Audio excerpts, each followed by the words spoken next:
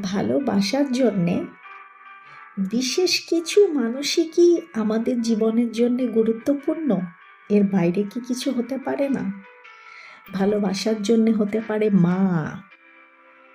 ঠিক আছে, মা নেই, মা তো স্বর্গে আছে, মা আছে বেহেশতে।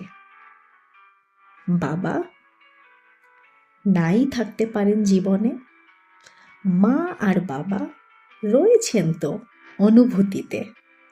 মা আর বাবা রয়েছেন সবটা জুড়ে।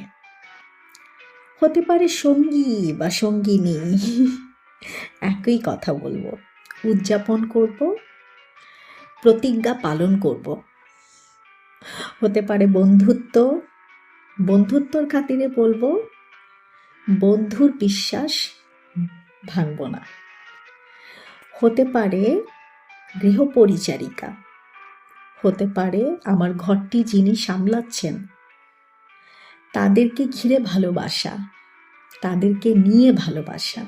হতে পারে সামাজিক মাধ্যম। বিষাক্তময় কোনো প্রতিযোগিতা নয়, বরঞ্চ একজন আরেকজনের পাশে হাত বাড়াবো।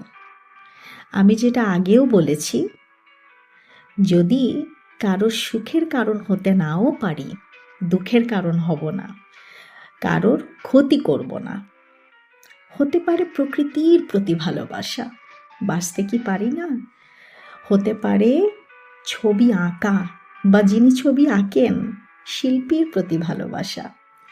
হতে পারেন যিনি শিল্পী তার প্রতি মর্যাদা রেখে তাকে ভালোবাসা। ঈশ্বর আর আমাদের ভালোবাসার যে মেলবন্ধন আছে সেটির ভালোবাসা। জিতে যাক ভালোবাসা, ভালোবাসার জয় হোক। আমরা সকলে মিলেমিশে থাকি, এই কামনাই করছি।